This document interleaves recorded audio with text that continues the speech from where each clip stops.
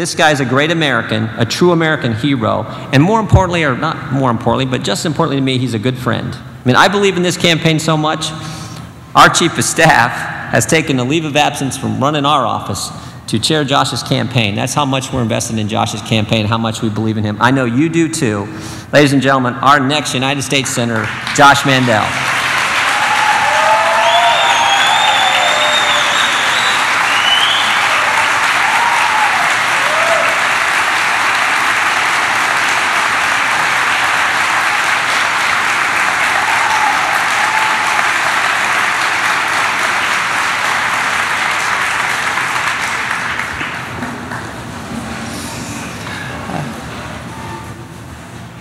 Good evening, fellow patriots.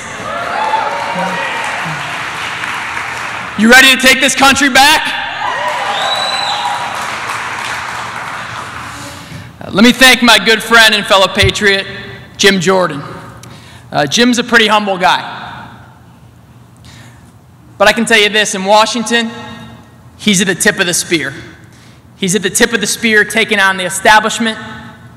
He's at the tip of the spear taking on big government folks. He's at the tip of the spear standing up for we the people. Jim Jordan has been called a David in the land of Goliath. And frankly, that's how a lot of people out there see me in this race. Running against a guy, Sherrod Brown, who's been running for political office since Richard Nixon was president. 38 years. Spent the past 2 decades in Washington. Guy who was ranked the most liberal senator in the United States of America. A couple years ago to the left of Bernie Sanders, who's an avowed socialist from Vermont. Cast the deciding vote on the federal government's takeover of healthcare. Never met a tax he didn't hike. Never met a regulation he didn't like. Thinks the Constitution is a living, breathing document. Tramples on our freedoms. Says the government is the engine of job creation. Stands with radical environmental extremists against American energy, Ohio energy. 6 years ago, campaigned on balancing the budget.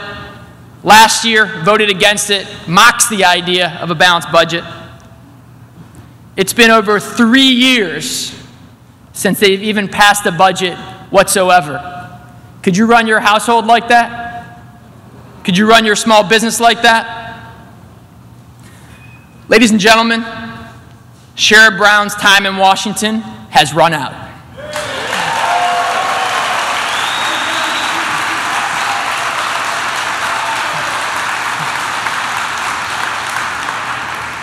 He's the liberal's dream, the darling of elitists in the media, the darling of Hollywood. Been running since 1974. In Washington for 2 decades, doubled federal spending in that time, tripled the national debt. Let me ask you this. Do you think after that, Sherrod Brown deserves another 6 years? He's voted with Barack Obama 95% of the time. Cast the deciding vote on the federal government's takeover of health care. We don't want another rubber stamp for Barack Obama in Washington. Now, when I came into the Ohio Treasurer's office, it was an ethics nightmare and a fiscal mess. And I'm proud to report to you that we've cleaned it up. Thank you.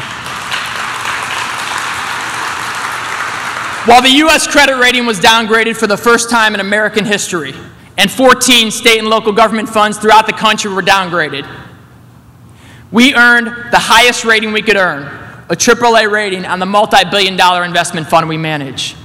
While Fitch downgraded the United States outlook to negative for the first time in American history, we earned from Fitch the highest rating we can earn on bonds we manage in the office. Today, as I stand here, our portfolio, our liquidity portfolio is up over $2 billion since the day we took office.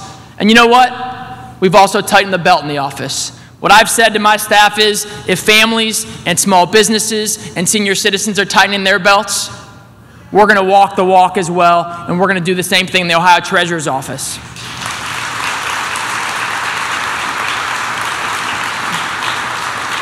I felt so strongly about it that last year we actually took from the budget that was already allocated to our office from the previous treasurer, we took about $400,000 and said, you know what? We don't need this. We're going to give it back to the taxpayers, back to the General Revenue Fund. Contrast that with the mess in Washington, D.C., with a $15.6 trillion debt that exceeds our entire American economy. With Washington politicians treating small businesses here in Ohio as if they're guilty until proven innocent. Ladies and gentlemen, these are serious times. And I believe this election is the most important one in my lifetime. And that's why I'm running for the United States Senate.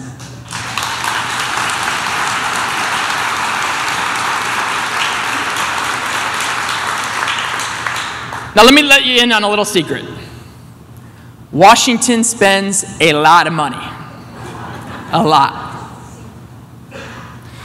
But the Washington insiders on both sides of the aisle, because the Republicans are just as guilty as the Democrats oftentimes, they don't criticize the spending. They just say, that's the way it's always been done. They say, we don't want to talk about the health care anymore. Let's just move on to other things. You know what I say? I say we got to send someone there to shake that place up.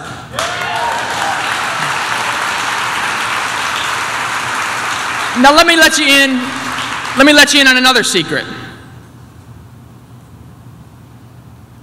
It's not just the Democrats who are the big spenders. As I mentioned, we have big spenders in both parties that have taken this country onto the path of bankruptcy. We've got to change Washington.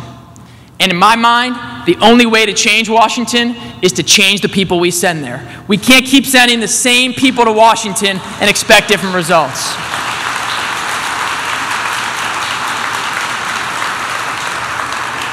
We need a new generation of leaders in Washington, folks who look a little different, sound a little different, feel a little different, think a little differently, and have the backbone and guts to stand up to leaders, not only in the Democratic Party, but also in the Republican Party, to the media, and to the very powerful lobbyists as well.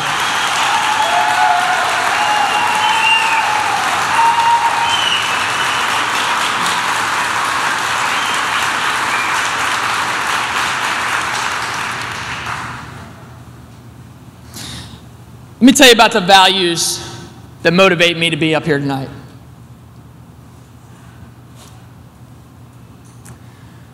One of my grandfathers was liberated by Allied troops. My other grandfather served in the United States Army Air Corps. My grandmother in Italy was saved by a network of very courageous Christians who risked their life to save my grandma Fernanda, Aunt Marietta, Aunt Renata, and my Uncle Mario. Shortly before Christmas Day, 1949, my grandma Fernanda and my grandfather Joe came to the United States legally through Ellis Island.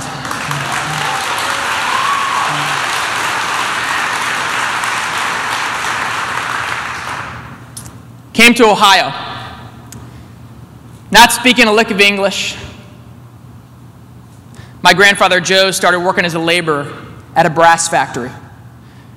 My grandmother Fernanda worked as a clerk at a drugstore. They didn't have 2 pennies to rub together. My other grandfather, Harold, the Army Air Corps vet, worked in aluminum siding.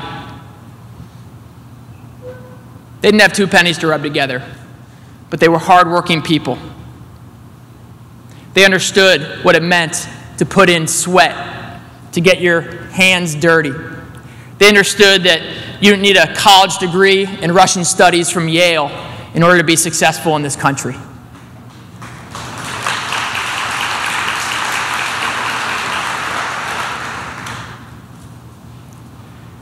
And growing up, they instilled in me an appreciation for being an American, an appreciation for freedom. That's why I'm so proud to stand here tonight in front of banners like the ones that hang behind me, representing organizations like Freedom Works, representing organizations like Americans for Prosperity, representing organizations like 60 Plus, representing organizations like the Buckeye Institute, and some organizations that aren't represented here tonight with a poster or a banner, but I know are represented in spirit and in motivation, like Senator Jim DeMint's Senate Conservatives Fund.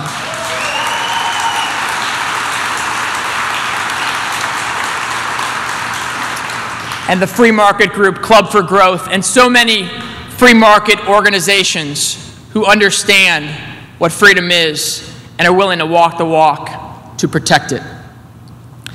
Since I was a boy, my grandparents taught me about the American dream. They taught me, just like the song, America, God shed his grace on thee. They taught me that each of us who were blessed to be Americans have a sacred responsibility to give back to our country. And that's what inspired me to join the Marine Corps. And that's what inspired me to give back in this respect as well. Let me ask this question. Raise your hand and stand up if you can, if you're a veteran, if you've worn the uniform of our military.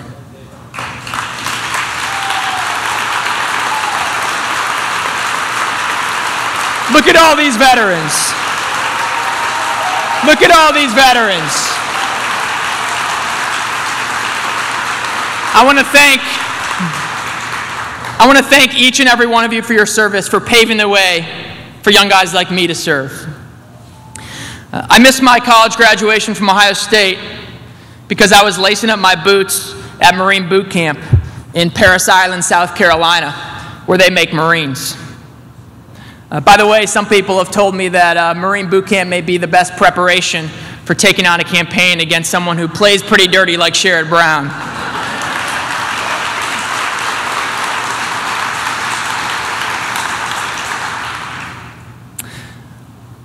I was honored to wear those boots on a couple tours in Iraq.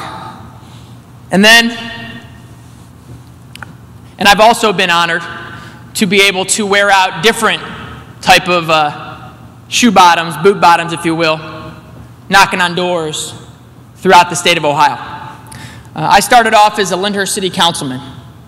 When I first ran for City Council, people said, "Hey kid, you're too young, wait your turn." They said, "Hey kid, you look like you're 19 years old. We don't think you could pull this off." And I went out there and started knocking on doors, wearing out the shoe leather. Took a little steno pad with me and a pen.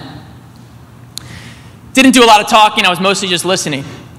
And I kept hearing from people time and time again in my community that the property taxes were too high. Heard from senior citizens who raised their kids, paid off their mortgage, some of whom who were widows, who were in their homes for 20, 30, 40, 50 years, but were saying, "I couldn't afford to stay in my house because I'm on a fixed income and the property taxes are too high." And other people said, "You know, I'm not sure that we have enough integrity leading us in government today." And after listening to so many of these people and writing down the same things over and over and over again, I developed a platform based on two things. I was going to restore integrity to government, and I was going to lower the property taxes in my community. And so I got elected, and I went in there, and it was important for me to walk the walk. And so I introduced, as one of my first pieces of legislation, an initiative to lower the property taxes in our community. The other councilman said, "Josh, listen, we told you couldn't get elected. You went out there in the snow and the sleet and the hot summer's day. You got it done. Okay, fine. But there's no way in the world you could lower the property taxes. And frankly, if you proceed with this, we're going to embarrass you. We're going to embarrass you in the media. We're going to embarrass you at fraternal organizations and community groups. We're going to do everything we can to embarrass you." And so I went around them. And I took out that notepad from when people were giving me their input at their doors. And I had the names. And I looked them up in the white pages. And I started calling them. I said, "Listen, I told you I was going to lower your property taxes because you asked me to do it. I'm trying to do it. And some of these folks in the establishment Some of these folks, good old boys, are telling me, I can't do it. I need your help. And so it came the day for the vote. And before I walked into the room, one of the councilmen pulled me aside and said, Josh, we are going to embarrass you. We're going to vote this down 1-6. Do not proceed.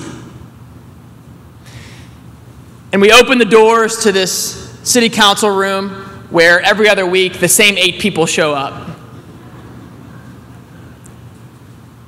And in the room, there were hundreds and hundreds and hundreds of people.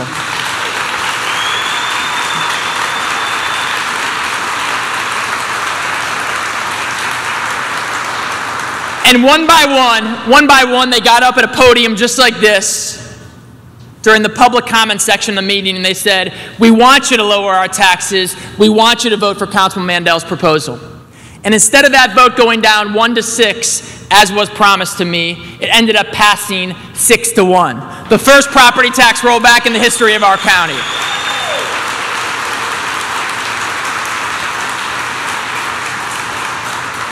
Let me tell you, the establishment was shocked.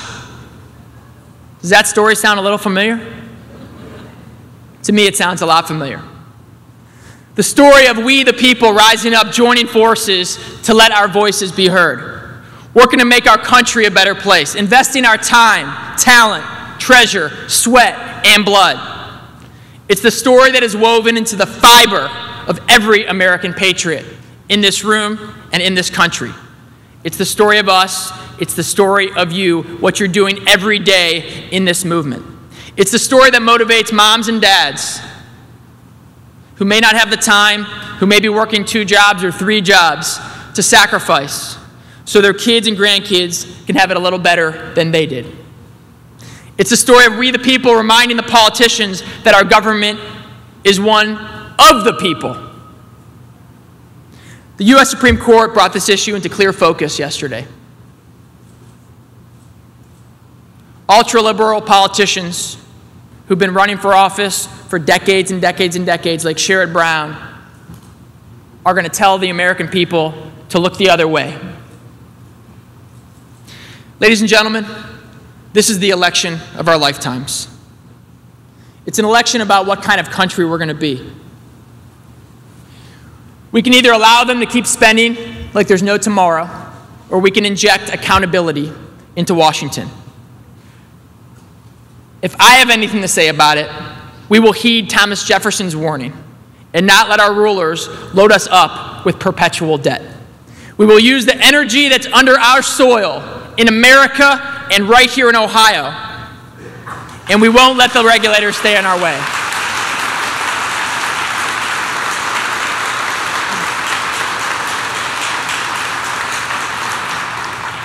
Let me talk about that energy for just one moment. We got a fork in the road. We can go one way or another with the shale gas, with the oil and gas exploration opportunities we have. In North Dakota right now, they have 3% unemployment in the Bakken shale exploration. I read an article they're paying McDonald's workers over $15 an hour. I've heard that they're actually giving them signing bonuses. Think about that for a second. This ain't the NFL. This is McDonald's. In Western PA, not too far from Pittsburgh, in these small towns that were economically depressed a few years ago, today the mom and pop diner owner has a full diner. The waiters and waitresses, the cooks in the back, they're all getting paid more. The husband and wife who own the hardware store, they're selling a lot more tools. The salesman at the auto dealership, selling more cars. The maid or clerk at the hotel, they're having very busy nights. In Saudi Arabia, the Grand Mufti, religious leader there, put out a fatwa, an edict, that all churches in the region shall be destroyed. In Iran, Ahmadinejad was funding roadside bombs against American troops in Iraq. Egypt just elected a radical from a radical organization to lead their government. In Venezuela, Hugo Chavez essentially calls for the destruction of our way of life.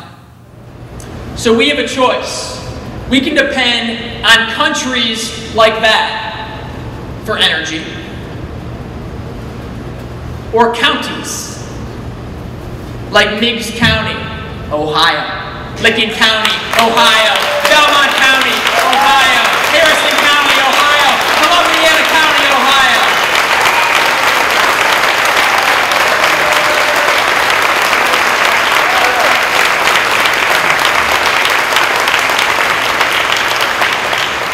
Ladies and gentlemen, there's an economic revolution ongoing 45 minutes from here. Tomorrow, I should say, throughout the day, we're going to be in a lot of these small towns in eastern, southern, southeastern, Appalachian Ohio, where we have an opportunity to execute what I like to call the win-win-win. It's new jobs for our state. It's affordable energy for our country, for homeowners heating their homes, manufacturers working in the plants. And if I may, for just one moment, wear my hat as a Marine Corps vet, it's our little bit from the great state of Ohio contributing to our national security. You know, over the past 24 hours, healthcare has obviously received so much attention. They want to force us, against our will, to buy a certain product, allow government bureaucrats to stand between us and our doctors. We can either lay down, or patriots, we could stand up and fight. I believe we're going to fight. What do you think?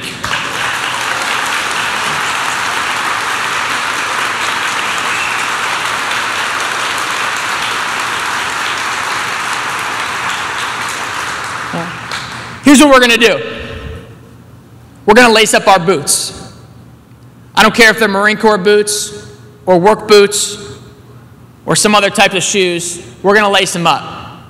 We're going to go door to door. We're going to bang on doors in the 100-degree heat this summer. We're going to do it in the windy fall in September and October. And in some parts of this state, we're going to do it in the sleet and the snow in September and October. House by house, town by town, county by county. We're going to talk to Republicans, Democrats, Libertarians, Independents, black, white, Jewish, Christian, young, old, and we're going to win them over.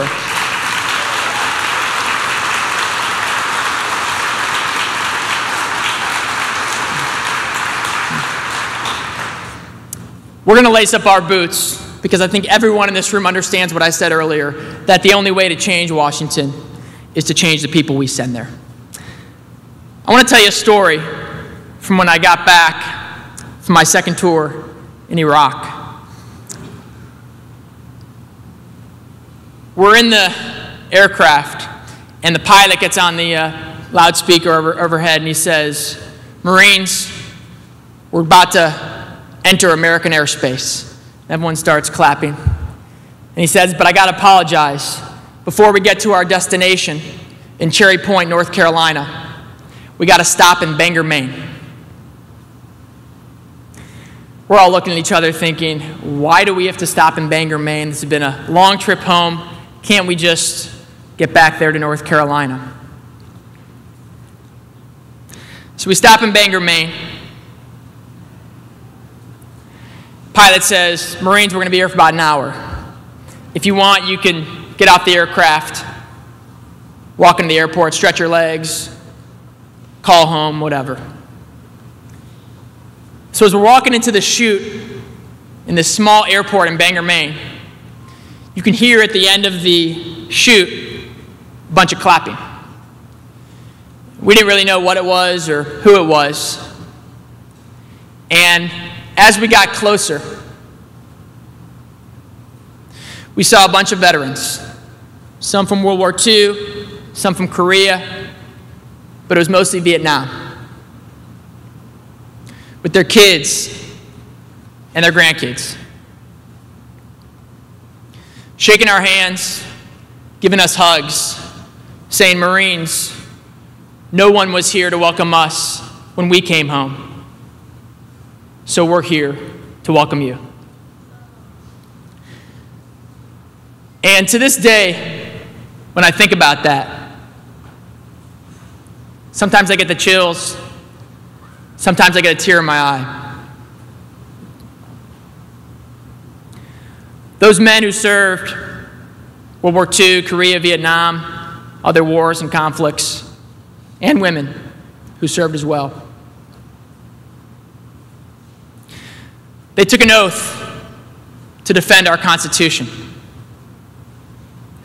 They laced up those boots and did everything they could to defend that Constitution. I've been wearing out shoe leather for a long time in the state of Ohio. People's doorsteps, their factories, meeting them all over the place, on their farms. I made a decision today.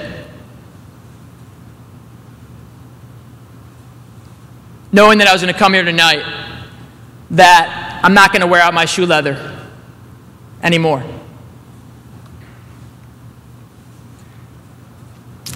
I decided for now to November, when we have the most important election in our lifetime, in honor of those men and women who paved the way for young guys like me, and to keep me focused on that mission of taking back our country with winning this November and then steering it in a much better direction. No longer am I going to wear out my shoe leather. Instead, I'm going to wear these things out.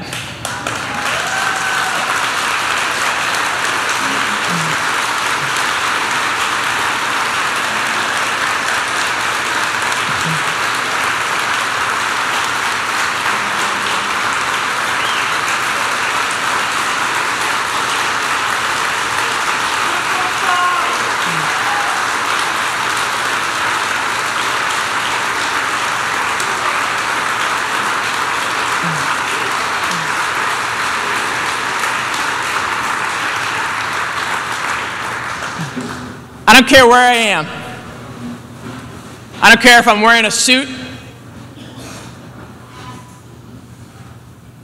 whether I'm wearing jeans, whether I'm on the floor of a factory or a farm or someone's house, I'm going to be wearing these things. And they're going to keep in mind for me what this is all about. It's about that great tradition we have in this country of current generations ensuring that their kids and their grandkids can have at least the same, but hopefully better opportunities than they had. And for so many generations, that's been the tradition in this country. But for the first time in our nation's history, when I asked the question, did you have better opportunities than your parents or grandparents? People said yes. But then when I asked the question, do you think your kids are going to have better opportunities than you? Most people say no. That's unacceptable. Ladies and gentlemen, this ain't going to be easy. We're up against the SEIU. We're up against the AFL-CIO. We're up against this group called Earth Justice. I'm not sure what they do, but someone told me they're the same organization that sued the Marine Corps and the Navy because they were afraid that military operations were harming birds and whales somewhere in the middle of the ocean. We're up against folks who think that government is the answer. In my mind, Washington isn't the answer. Washington is the problem. My boots are laced up. Are yours?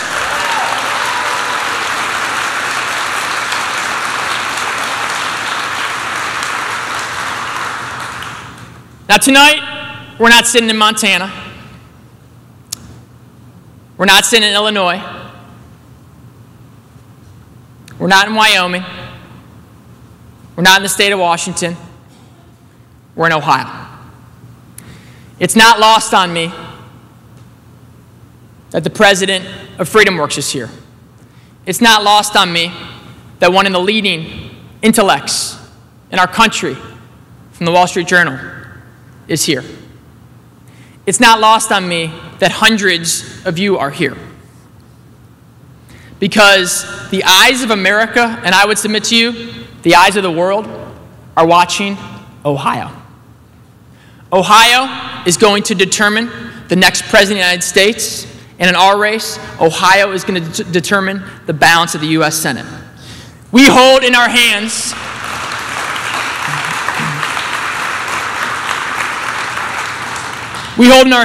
the power to take this country back. And I'm going to leave you with this. I'll be standing shoulder to shoulder with my good friend Jim Jordan for the next many months to take this country back.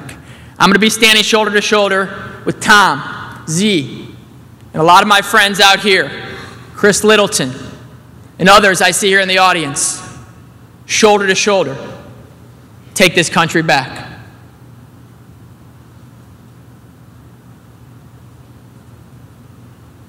The day I go to Washington and some Republican leader who's been there for many decades puts his hand on my shoulder and says, "Son, you better vote for this legislation or else I'm going to kick you off your committee." Some lobbyist puts his hand on my shoulder and says, "Son, you better vote for this legislation or else I'm going to shut off your fundraising." Someone from the elite media puts their hand on my shoulder and says, "Son, you better vote for this legislation or else I'm going to write a bad editorial about you." I will look them squarely in the eye and tell them, "I don't work for you. You are not my boss. My boss is 11.5 million people in the state of Ohio. And you can't push me around because I've been through tougher stuff than this." Thank you very much. Thank you.